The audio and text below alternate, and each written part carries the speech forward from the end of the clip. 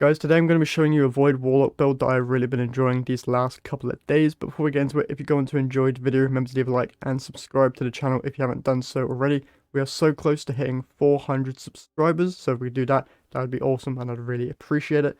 But let's just get into today's video. Starting off with the overview of this build. If you want to pause the video, you can do that now and copy all of the stuff that you see on screen now. Hunters and Titans, you can take the bare bones mods of this build and apply them to your own class, as this works really well for other classes as well. But now we're just going to go over all of it in detail. Starting off with the subclass itself, I've got Vortex Nova Bomb on, Healing Rift, Blink, just because I've really been enjoying it, Pocket Singularity, as well as Vortex Grenade. For the aspects, I have Feed the Void, where defeating a target with a Void ability grants Devour.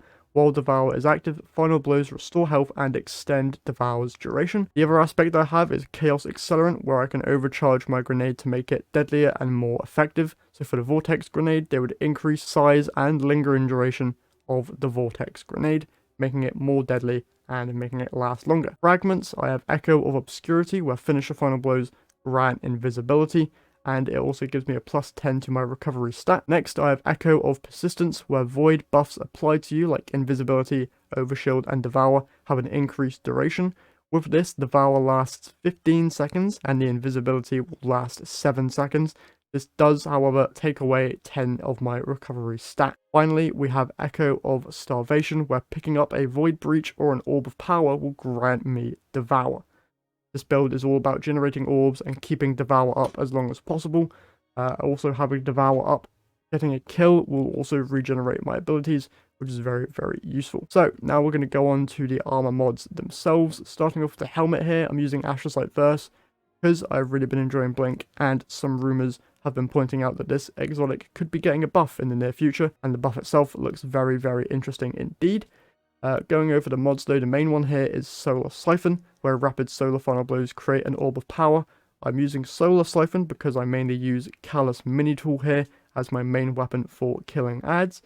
So getting kills with that weapon will generate an orb of power, which is very useful, as you'll see later on.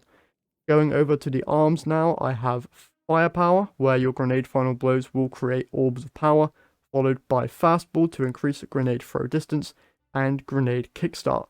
When my grenade energy is fully expended, I gain grenade energy. Additionally, your armor charge is consumed and you gain additional grenade energy for each stack. Very strong indeed. Chest piece, I have nothing special going on here, just concussive dampener and sniper resistance to help me stay alive longer in certain activities. You can change these to whatever resistances you need in different activities.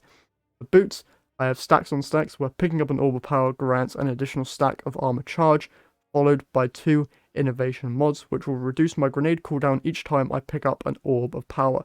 We're now beginning to see how important orbs are for my ability regeneration, as well as keeping my Devour active.